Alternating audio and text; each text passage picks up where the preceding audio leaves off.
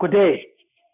Please welcome to another recording of our weekly webinars that we are doing at YDG Group on Fridays 12:30 during the South African lockdown. And this is to help people understand and unpack the investing in property during and beyond the lockdown in South Africa. Today we have yet another exciting episode and another subject that is very interesting that we'd like to share with you. If you would please be patient with me as we move over to the next slide. And this is what we are going to be sharing today. Today's topic is a very interesting one. And the topic is, whose market is it anyway? I'm sure you've had a lot of discussions from people every side talking about the property market or even the market in general. And you've been wondering, what market is this and what market is it? But now, whose market is it anyway? Is it the seller's market? Is it the buyer's market? Whose market is it anyway? Please follow me through. I'm just first going to touch some global statistics about property ownership given the lockdown. These are not to the exact T, but these are just giving the rounded off estimate over a period of time per continent. In North America, and these are per, should I say, demographics in terms of the majority or the, should I say, not the narratives, but the people that are originally from that continent. Yes. So please bear with me. English just decided to do the other things with me here. All right. So now, but nonetheless, the natives, that's the word I was looking for, natives. So this is based on the natives per continent, okay? In North America, we're not using the natives in terms of the Indians and everything like this. We're using the natives in terms of the current natives, being the Caucasian Americans. It is 9.5 out of 10, which is 95% on average of Native Americans that own real estate in the North America. In the South America, it is only 1 in 10, which is 10% of native South Americans that own real estate, out of those ones that own real estate in South America. In Asia, it is 40% of natives, and this is based, and it is because of the developed Asian countries like Singapore, like China, like India, but most other countries are still within the South America narrative in terms of natives owning land and property in that continent. In Australia, 98% of the natives. And when we say natives, again, we're coming back to say the current Caucasian Australians own land there. Europe, same statistics, similar statistics rather. And then in Africa, which is like South America, it is the total opposite. Only 10% and less of those that do own property, 10% of those people are African natives. And it is not a good statistics. And it is a statistics, but we needed to give a global view, a continental view of property ownership as it stands. Now, if we move on, we go further to South African demographics. In South African demographics, if you look at the blue thing, it's talking about the people that are tenants. The brown is the people that own. The green is people that have inherited the property.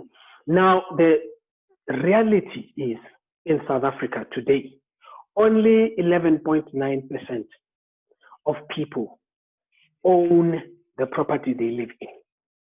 88% of South Africans live in a property that is not theirs.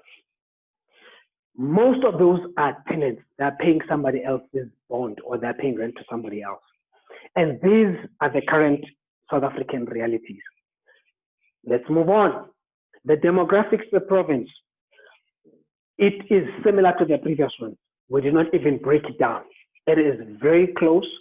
There are provinces that are slightly different to the other, being the 3 major metropolitan cities in South Africa, being Johannesburg, being Durban, and being Cape Town. And in those metropolitan cities, the scales just shift a little bit from that national narrative. And that we are talking about in Gauteng and Johannesburg and Durban, we can include also Pretoria there, is that it is slightly a bit more Black people that own property.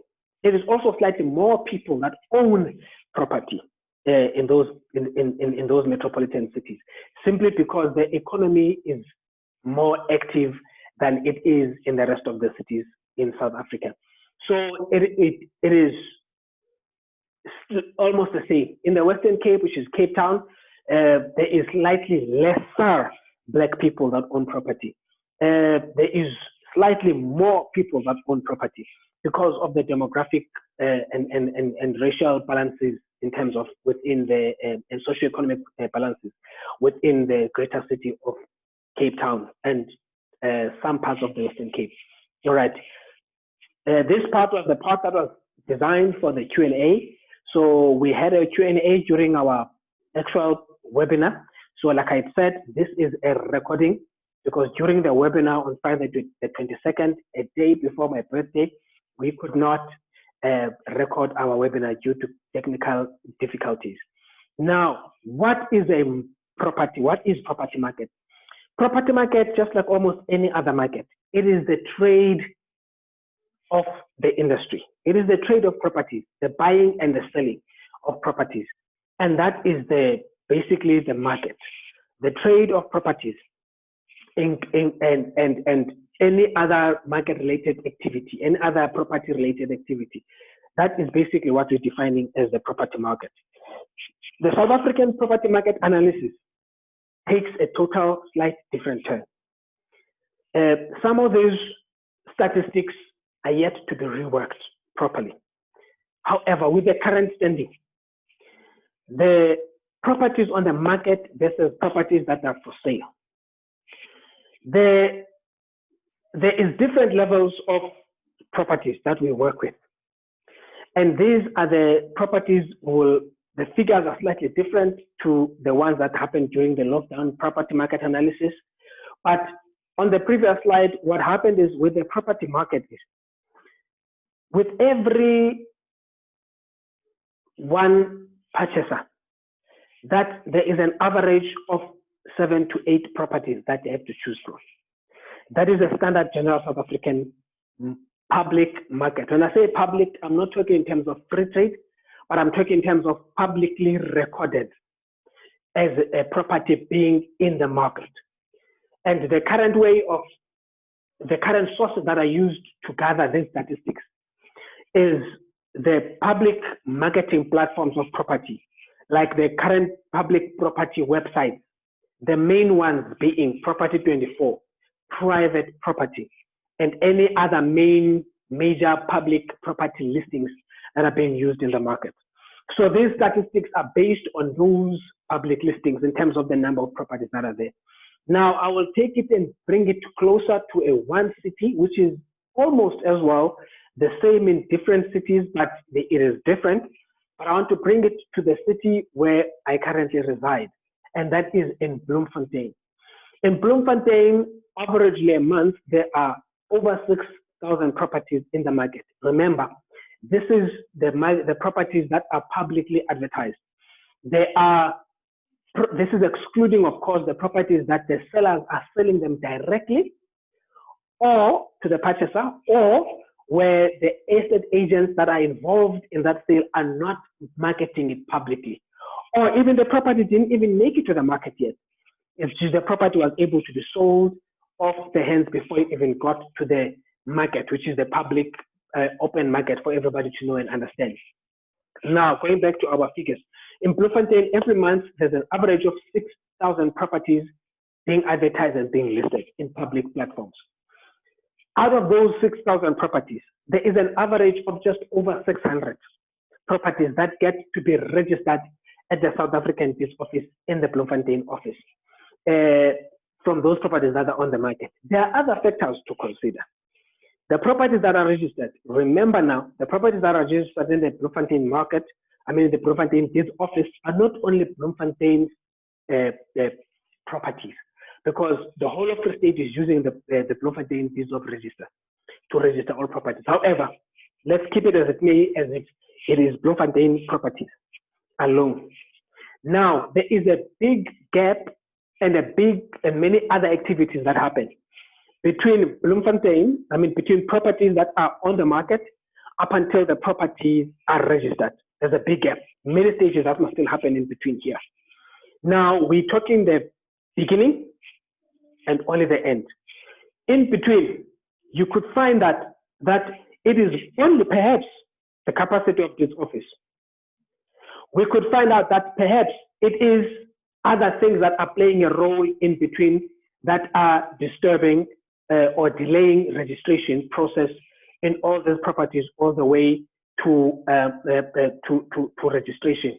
And this registration process we're talking about is the property being finally registered. There are other things that are affecting the process, or that must happen in the process. After it is being on the market, people must view. They must sign their contracts to purchase. They must be approved by the banks. The lawyers must start their transfer process, the drafting of documents. The municipalities are involved. SARS is involved for transfer duty certificates. The electricians are involved for electrical certificates. The body corporates, if it is applicable in that transaction. There are so many things that happen before the property is registered. But let's take it at face value. Let's take it like the properties that came and the properties that went. Because even if the properties that were on the market this month and were removed from the market, they will be registered in 2-3 months' time. The statistics remain almost the same. What does that then mean? That then means that every purchaser, they only register 10% of properties at this office. That means 90% remain on the market. That is, like I said, that means that it means one purchaser has got between 7 and 10 properties to choose from on average at the price range that they are looking at. Of course, these 6,000 properties are not spread evenly equal into suburbs, into price bracket, into everything. Let's not confuse ourselves and go too detailed into that. I'm just putting the statistics at face value so that we understand. Now, what does that mean? That then translates to a seller being under pressure to be able to sell because the purchaser has got 7, 8 other properties to choose from. That means then the current seller is not the only option. There are others. So what does that lead to? It leads to the other sellers dropping the price. The more motivated seller will then be more willing to drop the price. Now, that to me, ladies and gentlemen, simply means it translates to that Bloemfontein and most of South Africa's market is generally and always a buyer's market. Is it a good market? It's a good market. It's a healthy market, but it's a buyer's market, general all the time. But how come have we not filled this? We will answer as we move along. Now we're looking at the slide that is in front of us. Now the scales have even gone slightly even further during the lockdown. Remember, during the lockdown, the this office was closed. The estate agents were not marketing and selling.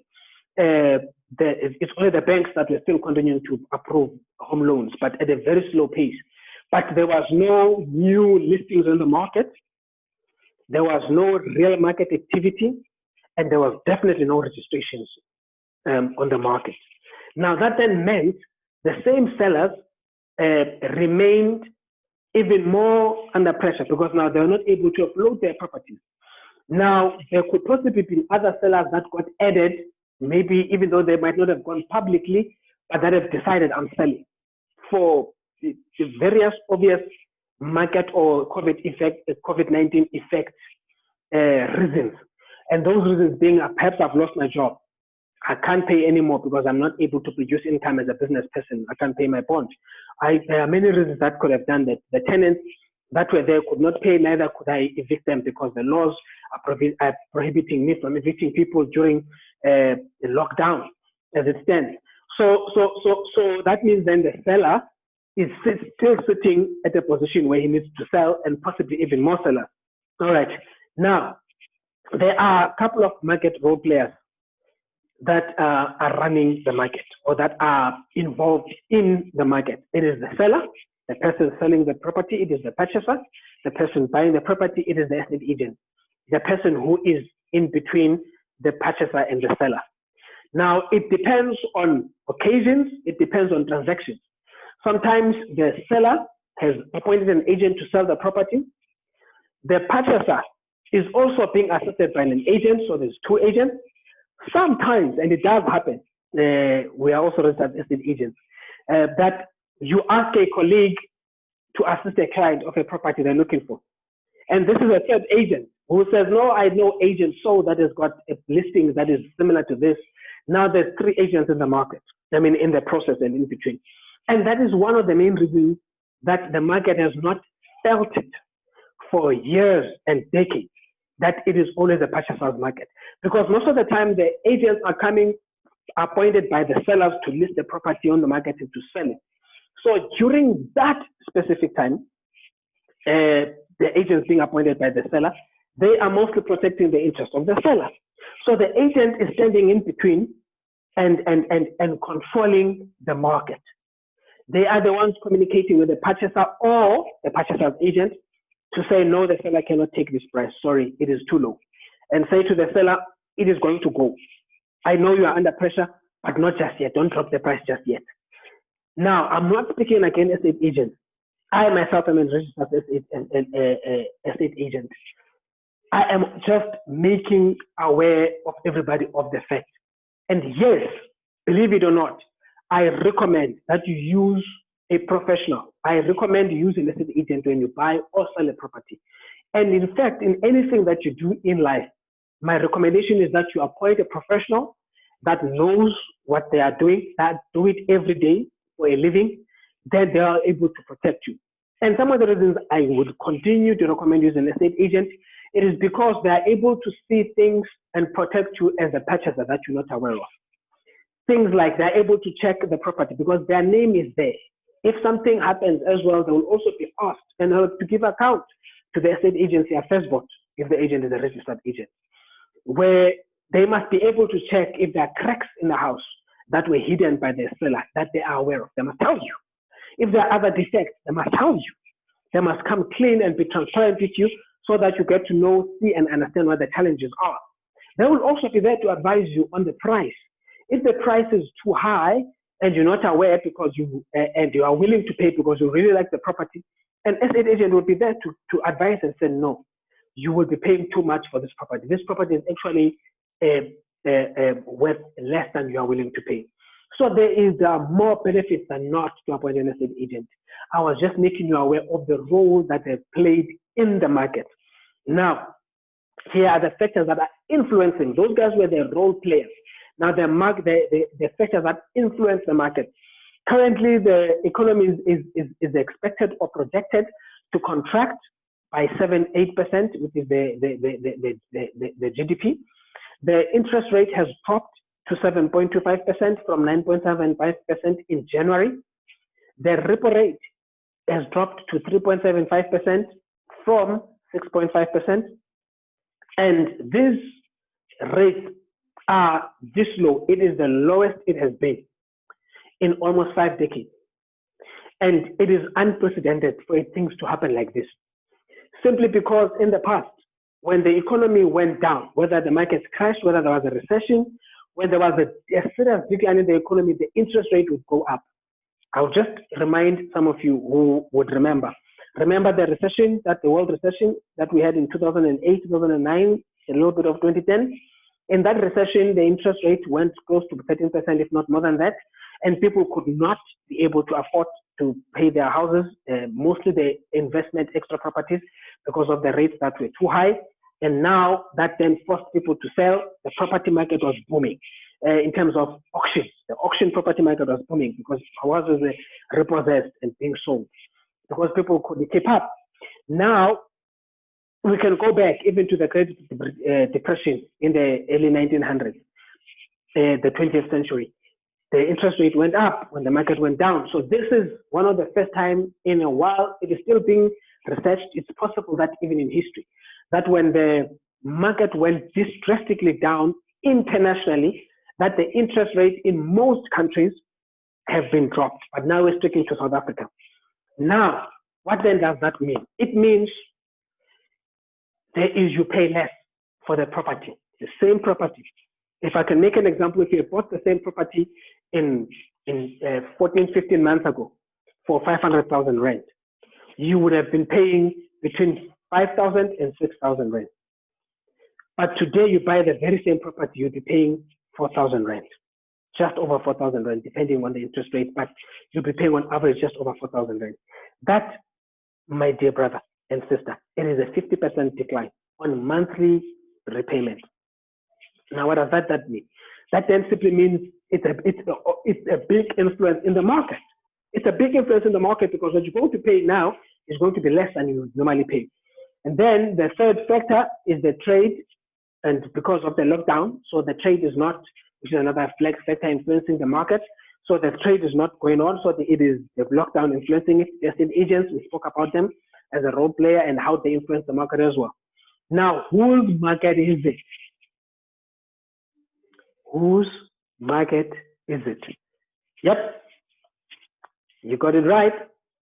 It is the purchaser's market. Enjoy looking for a house. I hope this webinar helps you to understand, helps you to plan. Yes, there are talks that the interest rate being dropped might be a trap. There are talks like that. Yes. To a consumer, yes, it's a trap. To a consumer, it's a trap. A consumer is a person who just wants to use, and not invest. They have an extra amount on their credit card, they go buy new shoes. That's a consumer. They have an extra amount they're paying less on the house, so they've got extra money, then they go and buy more furniture. That's a consumer. But not an investor. Now, on our next webinar, we will be addressing that fully to say how can you take advantage of that, of the low interest rate during this lockdown. Thank you for tuning in. We will be able to assist you at YDT if you need us, if you need assistance, if you need us to guide you through the process. We will assist you to pre-qualify you. We will assist you to check your credit record. If it is not good, in-house through our YDT financial advisors, we will assist you to rehabilitate your credit record up until it is at a place where the banks will have interest in giving you in financing your home loan.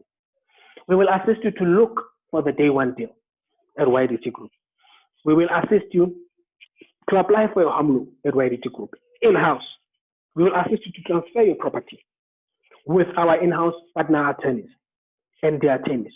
We will assist you to get the insurance that is needed after you've been approved. Life insurance and short-term insurance, which is needed, that should you pass away, the bank will be able to get their money and you'll be able to leave the house paid up as an inheritance to your beneficiaries.